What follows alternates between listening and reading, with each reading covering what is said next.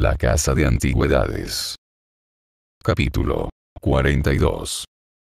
Es menester dejar por el momento a Kit, pensativo y expectante, para seguir las peripecias de la pequeña Nell, para lo cual reanudaremos el hilo de la narración en el punto en que lo habíamos dejado unos capítulos atrás. En el transcurso de uno de sus paseos al atardecer, cuando, siguiendo a las dos hermanas a prudente distancia, sentía, en consonancia con ellas y reconociendo en sus penalidades un reflejo de su propia soledad de espíritu, un consuelo tal que convertía dichos momentos en remansos de profunda dicha, aunque el sutil placer que le producían era de esos que viven y mueren entre lágrimas. En uno de sus paseos a la hora tranquila del crepúsculo, en que el cielo, la tierra, el aire, el agua susurrante y el lejano sonido de las campanas sintonizaban con las emociones de la niña solitaria y le inspiraban pensamientos dulces, pero no del mundo infantil ni de sus fáciles alborosos. En una de tales caminatas, que se habían convertido actualmente en su único placer o en alivio de sus penas, la luz había cedido a la oscuridad y la tarde había sucumbido a la noche. Pero la joven aún se entretenía en medio de las sombras como si se sintiera acompañada por la naturaleza serena y silenciosa, pues las voces ruidosas y las luces deslumbrantes habrían constituido para ella la verdadera soledad. Las hermanas ya se habían ido a su casa, y la niña estaba sola. Levantó los ojos a las estrellas relucientes, que miraban tan apaciblemente desde los espacios etéreos, y, fijándose bien en ellas, descubrió que nuevas estrellas se presentaban a su vista, y otras más allá todavía, hasta que toda la bóveda celeste centelleaba con esferas relucientes elevándose cada vez más en el espacio inconmensurable, eternas en sus números como en su existencia inmutable e incorruptible. Se inclinó sobre el río calmo y las vio reflejadas en el mismo orden majestuoso en que las divisó la paloma del diluvio sobre las aguas desbordadas, a 1.000.000 de leguas por encima de los picos de las montañas y de la humanidad casi por completo fenecida. Se sentó en silencio al lado de un árbol, compartiendo el silencioso aliento de la noche y sus maravillas. Aquel momento y aquel lugar invitaban a la reflexión, y pensó con reposada esperanza, menos esperanza, tal vez, que resignación, en el pasado, en el presente y en lo que estaba aún por venir. Entre el anciano y ella se había producido un alejamiento progresivo, más duro de soportar que cualquiera de sus penas anteriores. Cada noche, y a menudo también durante el día, su abuelo se ausentaba. Y aunque ella sabía bien a dónde iba y por qué, demasiado bien por sus miradas hurañas y por la constante disminución de su escasa bolsa, él evadía sus preguntas, mantenía una estricta reserva e incluso rehuía su compañía. Estaba reflexionando sobre este triste cambio, hablando, por así decir, con todo cuanto la rodeaba, cuando la distante campana de la iglesia dio las 9. Al oír su tañido, se levantó y se encaminó pensativamente hacia la ciudad. Al llegar a la altura de un pequeño puente de madera, que enlazaba con la carretera que debía tomar, distinguió de repente un resplandor rojizo. Se fijó mejor y vio que procedía de lo que parecía un campamento gitano, con un fuego ardiendo a poca distancia del camino, donde varias personas estaban sentadas o tumbadas. Como era demasiado pobre para tenerles miedo, no alteró su itinerario, lo que habría supuesto un gran rodeo, pero aceleró el paso y siguió adelante. Pero, estando ya cerca del lugar, un impulso de tímida curiosidad le hizo fijarse en el fuego. Entre ella y el fuego había una figura, su perfil nítidamente recortado sobre la luz, que la obligó a detenerse en seco. Pero, convencida de que no podía tratarse de la persona que había supuesto, prosiguió su camino. En ese instante, empero, se reanudó la conversación junto al fuego y la voz que hablaba, no podía distinguir las palabras, le sonó tan familiar como la suya propia. Se giró para mirar. La persona que antes estaba sentada se hallaba ahora de pie, apoyada en un bastón con ambas manos. La postura no le resultaba menos familiar que la voz. Era su abuelo. El primer impulso fue llamarlo. El siguiente, preguntarse quiénes serían sus interlocutores y con qué fin estaban allí reunidos. presa de una vaga aprensión, y cediendo a la fuerte inclinación que la suscitaba, se acercó no directamente, sino por detrás de la valla. Avanzó de esta manera hasta encontrarse a solo unos centímetros del fuego. Escondida tras unos árboles, podía ver y oír sin peligro de ser descubierta. No había mujeres ni niños, como había observado en otras acampadas de gitanos por las que había pasado en el transcurso de su peregrinar, y para el caso solo había un gitano, un hombre atlético que, con los brazos cruzados, estaba apoyado sobre un árbol a poca distancia y que, bajo sus pestañas negras, miraba tan pronto el fuego como a los otros tres que había allí con un vivo interés en su conversación que intentaba disimular. Uno de los tres era su abuelo. A los otros dos también los conocía. Eran los que habían jugado a las cartas con su abuelo en la taberna la accidentada noche de la tormenta, a uno de los cuales habían llamado Isaac List. Cerca de allí se alzaba una de esas tiendas bajas y arqueadas habituales de los gitanos, pero estaba vacía, o esa impresión daba. «Bueno, ¿va a ir?», preguntó el hombre fornido mirando desde el suelo, donde estaba recostado, la cara de su abuelo. «Usted tenía mucha prisa hace un minuto». «Vaya, pues, si le gusta. Es el dueño de su propia persona, espero, ¿no?». «No te metas con él», amonestó Isaac List, que estaba agachado como una rana al otro lado del fuego lanzando miradas torvas. Él no pretendía ofenderte. «Ustedes me dejan sin un penique, me saquean y encima se ríen y se burlan de mí», se quejó el anciano, mirando sucesivamente a uno y a otro. «Quieren que me vuelva loco». La suma irresolución y debilidad de aquel niño de pelo gris frente a las miradas torvas y astutas de aquellos individuos en cuyas manos se hallaba hirió el corazón de la pequeña. Pero ésta se contuvo y esperó mientras examinaba cada mirada y cada palabra. «Que el diablo lo confunda». «¿Qué pretende decir?», profirió el hombre fornido, incorporándose un poco y apoyándose en el codo. «Dejarme sin un penique. No nos pelaría usted si pudiera, ¿eh? Así son todos los jugadores como usted, que gimotean y lloran. Cuando pierden, son mártires. Pero yo no veo que cuando ganan, se porten con los demás como usted pide. Y en cuanto a lo del saqueo», prosiguió el individuo levantando la voz, «maldita sea. ¿Qué pretende decir con esa palabrita tan culta, eh?». El que había hablado volvió a tumbarse cuán largo era y dio un par de patadas de rabia, como para refrendar su ilimitada indignación. Era más que evidente que él hacía de malo y su amigo, de bueno, por algún designio concreto. O, digamos más bien, ello habría sido evidente para cualquiera salvo para el débil anciano, pues intercambiaban miradas sin ningún disimulo, tanto entre ellos dos como con el gitano, el cual esbozó una gran sonrisa de aprobación que exhibió el brillo de sus blancos dientes. El anciano permaneció indeciso durante un rato y luego, volviéndose a su interlocutor, dijo: «Era usted quien hablaba de saqueo hace poco, lo sabe. No sea violento conmigo. Era usted quien hablaba de eso, ¿no? No de saqueo entre los aquí presentes. Entre caballeros, debe prevalecer el honor, señor mío», replicó el otro, conteniéndose para no dotar a su frase de una conclusión más brusca.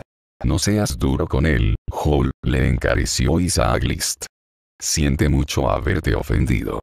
Vamos, sigue con lo que estabas diciendo». «Yo tengo el corazón más dulce y tierno que un cordero», proclamó el señor Hall. «Si no, ¿cómo iba a estar aquí sentado dando consejos cuando sé que no los van a seguir y que no lograré nada más que insultos en pago a mis esfuerzos? Pero así son las cosas de este mundo. La experiencia nunca conseguirá enfriar mi buen corazón. Pero él te ha dicho que lo siente mucho, ¿no?», insistió Isaac List, «y que desea que sigas». «¿Lo desea?», preguntó el otro. «Sí», gimió el anciano, sentándose y moviéndose de un lado a otro. «Siga, siga. No sirve de nada luchar contra ello. No puedo. Siga». «Seguiré, entonces», resolvió Hall, «donde lo dejé cuando usted se puso de pie tan bruscamente». Si está convencido de que ha llegado el momento de tener la suerte de cara, y estoy seguro de que ha llegado, y le parece que no tiene medios suficientes para intentarlo, y ahí está la cosa, pues sabe de sobra que carece de fondos suficientes para pasar una velada jugando, recurra a lo que parece que le sale al paso en el camino. Pida dinero prestado y diga que lo devolverá en cuanto pueda. Ciertamente, terció Isaac List, si esa buena señora que regenta el Museo de Cera tiene dinero, y lo guarda en una caja de hojalata cuando se va a la cama y no cierra la puerta por miedo al fuego, la cosa parece fácil, como producida por la providencia, diría yo si no me hubieran educado en los buenos principios cristianos. Ya ves, Isaac, enunció su amigo, cada vez más ávido y arrimándose al anciano mientras hacía señas al gitano para que no se les acercara. Ya ves, Isaac, cualquier forastero puede entrar y salir en cualquier momento del día. Nada más probable que uno de tantos forasteros se deslice bajo la cama de la buena señora o se encierre en el armario. La sospecha recaería sobre mucha gente demasiado lejos del blanco, no lo dudes. Yo le ofrecería la revancha hasta el último penique que tuviera, fuera cual fuera la cantidad. ¿Tú podrías hacerlo? Instó Isaac List. ¿Es tu banca lo bastante fuerte? ¿Que si es lo bastante fuerte? Repitió el otro con fingido desdén. Oiga, señor, haga el favor de traerme esa caja que hay debajo de la paja. La petición iba dirigida al gitano, quien se arrastró a cuatro patas hasta la tienda baja y, tras registrar un poco, volvió con una alcancía, que el hombre que había hablado abrió con una llave que llevaba encima. ¿Ves esto?, preguntó, cogiendo el dinero con la mano y dejándolo caer entre los dedos, como agua, en la alcancía. ¿No lo oyes? ¿No conoces el sonido del oro?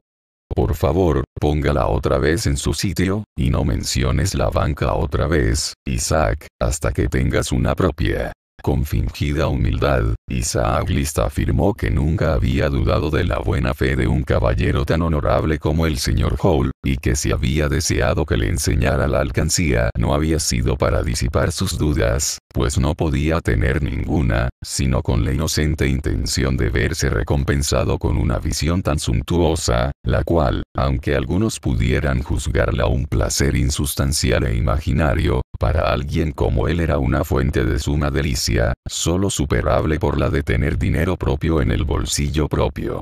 Aunque el señor List y el señor Hall hablaban uno con otro, saltaba a la vista que los dos miraban de reojo al anciano, quien, con los ojos fijos en el fuego, parecía a la vez sumido en sus pensamientos y escuchar muy atentamente, como se deducía de algún que otro involuntario movimiento de la cabeza o de una contracción de la cara, cuanto estaban diciendo.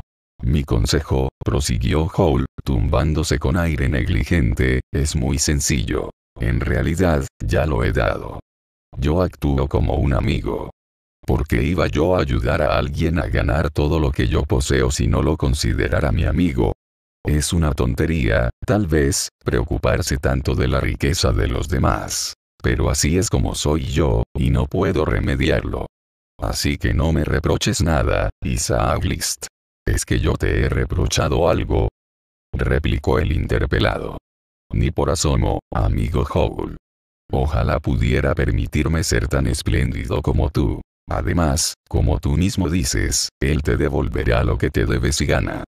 Pero si perdiera, no debe considerarse esa probabilidad, objetó Hall. Pero suponiendo que perdiera, y nada es menos probable, según mi experiencia en las vicisitudes del juego, pues bien, es mejor perder el dinero de los demás que el propio, ¿no? Ah, exclamó Isaac List, extasiado. ¡Qué placer, ganar! ¡Qué delicia recoger el dinero, esas relucientes guineas amarillas, y meterlas de golpe en el bolsillo!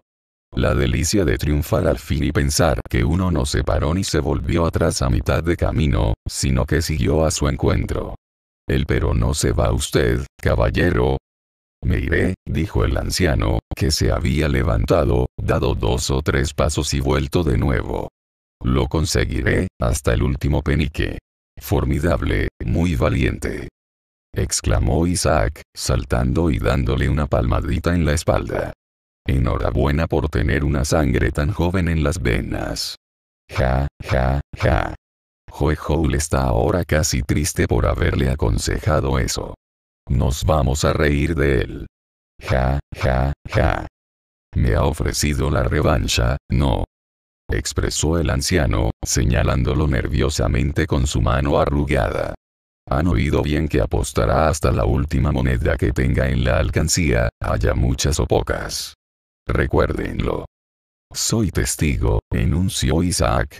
Yo haré de juez justo entre ustedes dos. Yo he dado mi palabra, protestó Howl con fingido enfado, y la mantendré. ¿Cuándo va a empezar el combate? Me gustaría que terminara cuanto antes. ¿Esta noche? Debo tener el dinero primero, alegó el anciano, y no podré tenerlo hasta mañana. ¿Por qué no esta noche? Apremió Howl. Ya se ha hecho tarde, y debería apresurarme más de la cuenta, se excusó el anciano. Esto debe hacerse sin prisas. No, hoy no. Mañana por la noche. Pues que sea mañana. Proclamó Howl. Tomemos algo para celebrarlo, venga. Y suerte para el mejor. Llenemos los vasos. El gitano sacó 3 vasos de hojalata y los llenó de brandy hasta el borde. El anciano se apartó y masculló algo antes de beber.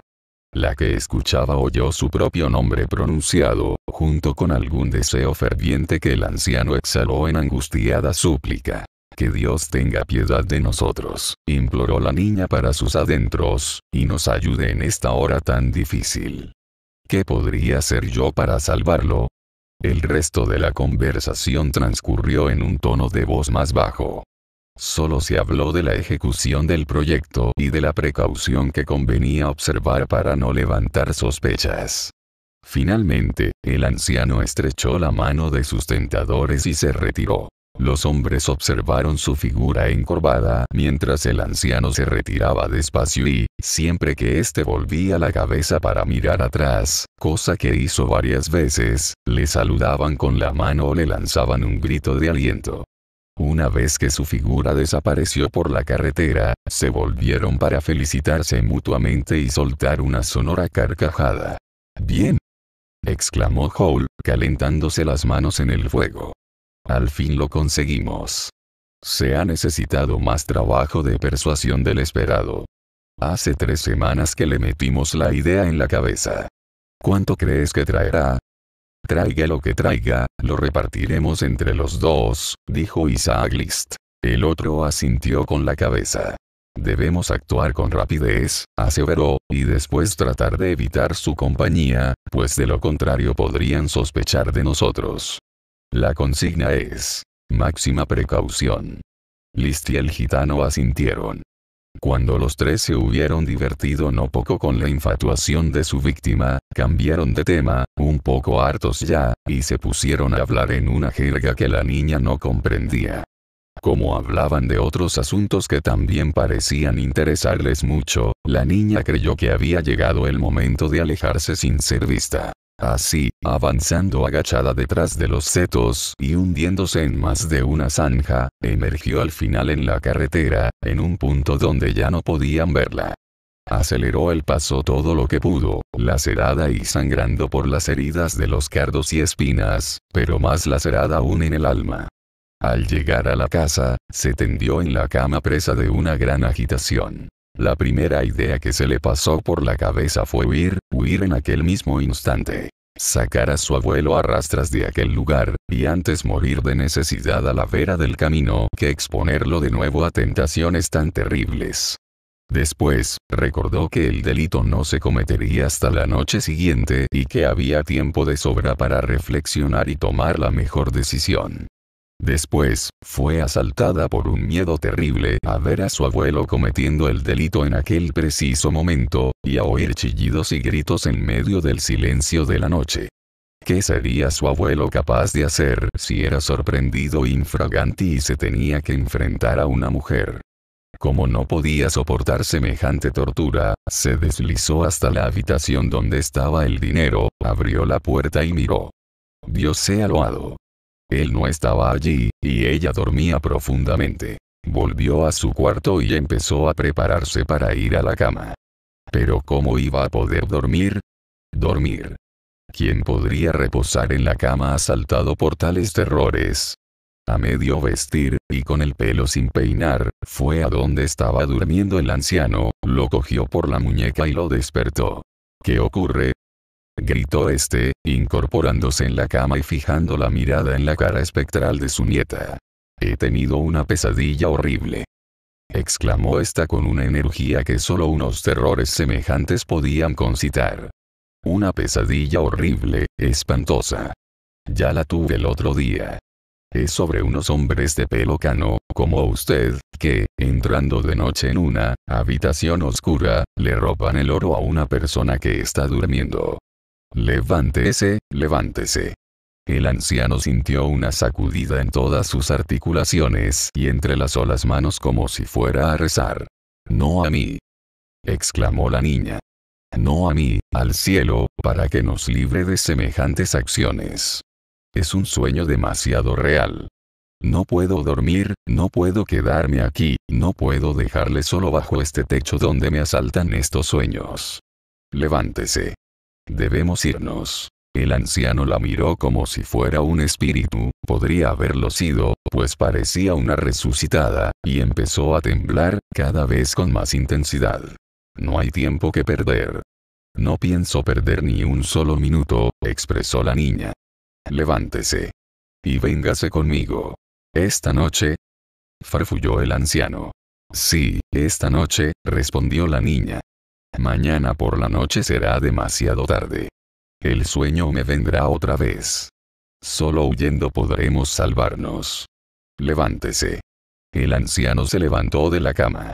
Con la frente empapada por el sudor frío del miedo, e inclinado delante de la niña como si ésta fuera un ángel enviado del cielo para salvarlo, se dispuso a seguirla. Ella lo cogió de la mano y lo sacó de allí. Al franquear la puerta de la habitación que él se había propuesto robar, ella se estremeció y lo miró a la cara. Qué cara tan pálida la suya, y con qué expresión la miró. La niña se lo llevó a su cuarto y, sin soltarlo de la mano, como si temiera perderlo al menor descuido, recogió las pocas cosas que tenía y se colgó la cesta del brazo. El anciano cogió de manos de la niña su zurrón, que se echó al hombro, y su bastón y partieron. Se deslizaron con pasos temblorosos por las calles estrechas de la ciudad y las tortuosas callejuelas de los suburbios.